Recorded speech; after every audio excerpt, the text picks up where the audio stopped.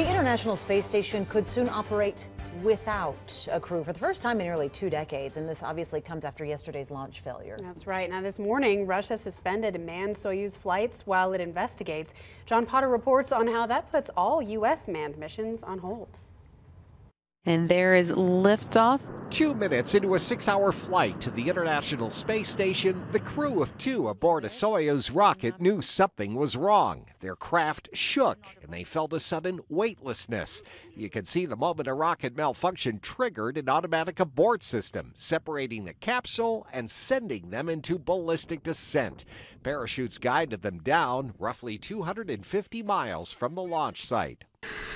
Crew members Nick Hague and Alexei Ovchinin look unharmed and grateful to be alive. The crews were all ready. Everybody was prepared. This is what they train for. This is what they prepare for. The Russian rocket failure comes at a crossroads for American space travel. And the final liftoff of Discovery. 7 years ago, the space shuttle fleet was retired.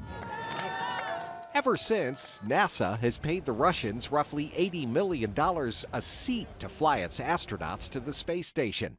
2 American companies, SpaceX and Boeing, are developing new spaceships to fly NASA's astronauts. Both hope to begin launching crewed flights next summer.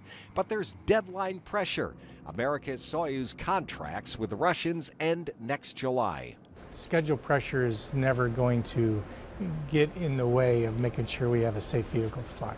And if you look at the International Space Station, a $100 billion orbiting laboratory that has science capability that you cannot get here on Earth. And so fully utilizing that capability in the next 10, 15, 20 years is going to be incredibly important. Covering the story, John Potter, 2 News. Boy, so interesting. You got to wonder though, and you feel like Elon Musk is kind of the guy they always look to with SpaceX, right? But he loves this kind of thing. He loves a new challenge. He's always stepping forward. Like when we saw the Thai soccer team get trapped in that cave, Right. He's like, I got a thing for that.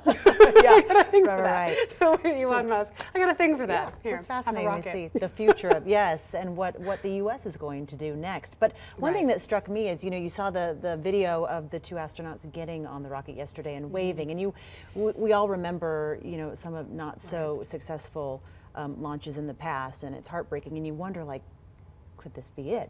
They know that there's a lot of risk when they're heading out into space, and to see the smiles on their faces, to know that they got out and they were walking was just incredible, yeah. Miraculous, really. You gotta imagine what their family must have been thinking. I No can't kidding. even imagine, just hearts in their throats the whole time. Yeah.